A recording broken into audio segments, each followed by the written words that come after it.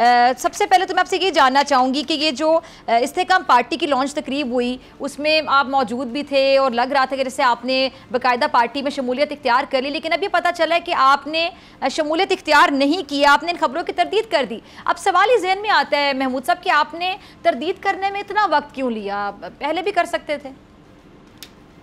नहीं, मेरे ख्याल से देखें, एक चीज़ मैं वाज़ेह कर दूं, मेरी बात बिल्कुल हो रही है और ये इसमें कोई ऐसे बात नहीं है कि हो सकता है मैं ज्वाइन भी कर लूं, मगर मैं इंशाल्लाह मंगल के सुबह तक अपना फैसला जो है फाइनल करूंगा।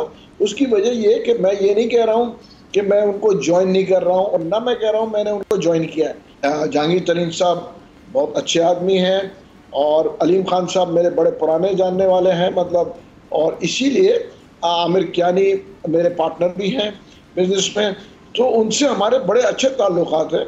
तो इंशाल्लाह मंडे को हम बैठेंगे और फिर उसके बाद जो नतीजा निकलेगा मैं आप लोग को बता दूँगा। मेरे ख्याल से आपने थोड़ा सा तो बता ही दिया महमूद साहब, मुझे तो कोई शक नहीं रह गया कि आप ज्वाइन नहीं कर रहे। नहीं, मगर देखें चीज़ इस वक्त अब आप ऑफिशियली बताएंगे। देखिए, मैं इस वक्त कोई स्टेटमेंट नहीं दूंगा ऐसे कि कहते हैं जब आप अच्छी अच्छी बातें करना शुरू कर देते किसी चीज़ के बारे में तो आप अपना माइंड बना चुके होते हैं, और अगर आप किसी चीज़ को खो चुके होते हैं तो पहले से बुरी बुरी बातें शुरू कर देते हैं। चले, मैं बुरी बात नहीं कर रहा हूँ। जी, मतलब देखिए, मैं किसी पार्टी के लिए, मेरे हिस्ट्री नहीं है कि किसी को बुरी बातें किसी। अच्छा, ये बताइएगा महमूद मौलवी साहब, आपके पास और भी पार्टी से ऑफर्स आ रही हैं, आप बता रहे थे बाकी भी आपको ऑफर्स दे रहे हैं, तो अभी यानी आप इस चीज़ के लिए टाइम ले रहे हैं कि आपने अब इनको ज्वाइन करना है जहांगीर तरीन साहब की पार्टी को, या फिर आपने किसी और पार्टी को ज्वाइन करना है? जी, मेरे पास कई जगह से ऑफर है, एमक्यूएम से भी है, पीपल्स पार्टी से भी है। ठीक है, पीपल्स पार्टी और एमक्यूएम से भी है। अच्छा, तो महमूद साहब आप मंडे तक इंतजार क्यों करवा रहे हैं? यानी अभी आपने सोचना है कि मेरी कोई ज़ाती मसरूफियात है जो कि फैमिली के मसरूफियात है, मैं इस वजह से बिजी हूँ। अच्छा, यानी कई बार होता है ना कि मामलात होते हैं, कुछ शराइत होती हैं, आने वाले की भी कुछ शराइत होती हैं, इस तरह की तो कोई बात नहीं। नहीं, मेरे फैमिली में जो है शादी चल रही है। ठीक है, चलिए वो आपका ठीक है, आपका कुछ जाती, ठीक है, आप बिजी हैं, ठीक है। अच्छा, आगे चलते हैं। ये तकरीब जब हुई थी लॉन्च की, तो हमने देखा था कि इस्तेकाम पाकिस्तान पार्टी की लॉन्चिंग तकरीब जो हुई थी, तो बहुत से लोग तकरीब में ऐसे चेहरों के साथ बैठे हुए थे कि जैसे पता नहीं ज़बरदस्ती आ गए हैं, उतरे हुए चेहरे थे, अफसुर्दा आंखों से देख रहे थे कि अपने जो हाथ है बार बार चेहरे छुपाने की कोशिश करते हुए नजर आ रहे थे। तो महमूद मौलवी साहब, उन्हें भी पता था कि कैमरा उन्हें कैप्चर कर रहे हैं, ये सवाल मैंने पहले भी प्रोग्राम में उठाया, तो वो अपने तासुरात भी नहीं छुपा पा रहे थे। ये क्या चल क्या रहा था, क्या माजरा था? हर आदमी का अपना राय है, ठीक है ना। तो कुछ लोग चाहते हैं कि बेसिकली अभी तक जो है, मतलब जिस वक्त मैंने छोड़ा था, मैं अपने जो है स्टेटस को बिल्कुल उसी वक्त मैंने क्लियर कर दिया था कि मेरे छोड़ने की वजह ये थी कि 9 मई था, मेरे कोई ज़ाती डिस्प्यूट नहीं था, मैं बड़े अच्छी पोजीशन पे था, मैं सीनियर वाइस प्रेसिडेंट सिंध था मैं, और एमएनए था, बेसिकली एमएनए अभी भी मैं हूँ, ठीक है ना, और वो बेसिकली इन्हीं के टिकट पे एमएनए बना था। मगर कुछ चीज़ें होती हैं जो उसूलों की सियासत, अगर मैं अपने फौज को डिमोरलाइज करना है, जो पार्टी मेरे साथ हो, अगर मैं डिमोरलाइज अपनी फौज को करूँगा, कम से कम मैं, इसीलिए मैंने पार्टी छोड़ी। नहीं, वो तो ठीक है, आपका राइट था और आपने पार्टी छोड़ी, और 9 मई को जो हुआ उस काबिल मुज़म्मत है, उसकी जितनी मुज़म्मत की जाए उतनी कम है। अच्छा, ये मुस्लिम लीग काफ के जो चीफ ऑर्गेनाइज़र हैं चौधरी सरवर साहब, उन्होंने कहा है कि जो इस्तेकाम पाकिस्तान पार्टी है वो लंदन की मर्जी से बनी है। आप इस तबसरे से अग्रीड हैं, मुत्तफिक हैं?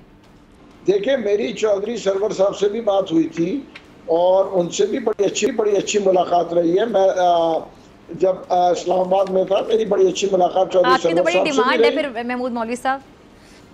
नहीं, उनसे मेरे अच्छे ताल्लुकात हैं, उनसे भी मेरी बात हुई, हम साथ बैठे थे, हमने रात का खाना साथ खाया।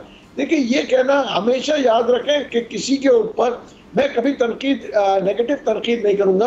अच्छा महमूद साहब, जरा ये भी बताइएगा, जो कुछ और भी लोग हैं जिनके बारे में भी कंफर्म नहीं हो रहा कि उन्होंने पार्टी ज्वाइन की है, ये इस्तेकाम पाकिस्तान पार्टी है नहीं की है, क्या वो भी आपकी तरह सोचने के लिए टाइम ले रहे हैं, वक्त ले रहे हैं, या उनको भी कहीं और से ऑफर्स हैं?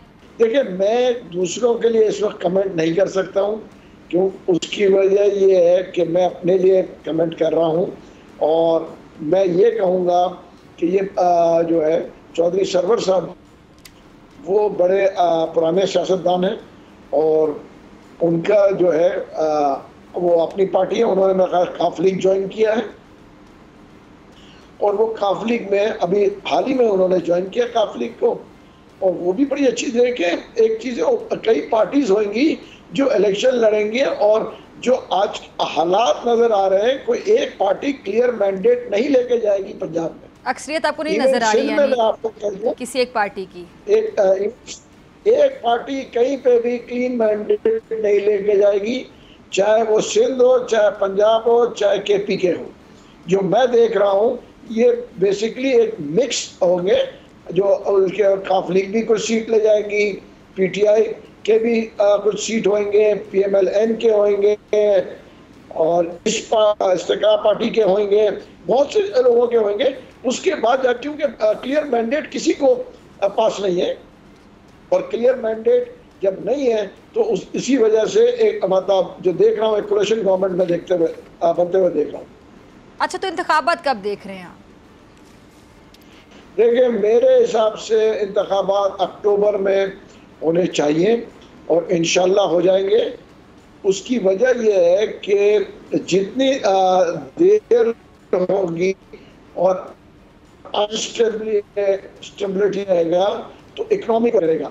हाँ, अभी मैंने सरदार साहब स्टेटमेंट सुना कि वो जून के महीने में ये खुशखबरी दे रहे हैं कि हम बिना IMF के अगर हम अपने मसाइल सॉल्व कर लेते हैं, मेरे ख्याल से इससे खुशहाल बात तो कोई हो ही नहीं सकती।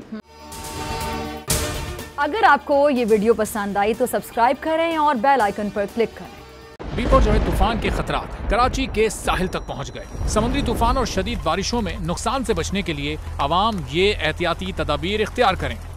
दफा 144 पर अमल करें और हरगिज साहिल का रुख न करें। साहिल समंदर के नशेबी इलाकों में रिहाइश पजीर अफराद फौरी तौर पर महफूज जगह पर मुंतकिल हो जाएं। दौरान बारिश और आंधी में गैर जरूरी बाहर निकलने से परहेज करें। तमाम जरूरी अद्वियात प्लास्टिक के बैग में अपने साथ रखें।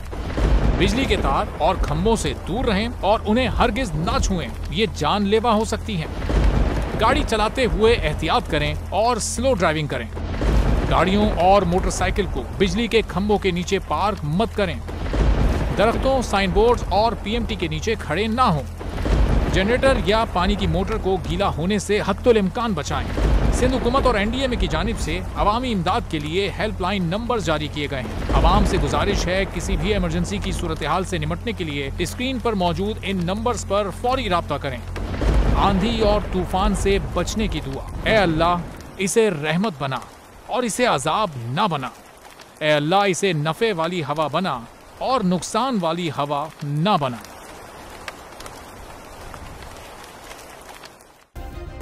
सब्सक्राइब करें और बेल दबाएं ताकि कोई खबर रह न जाए।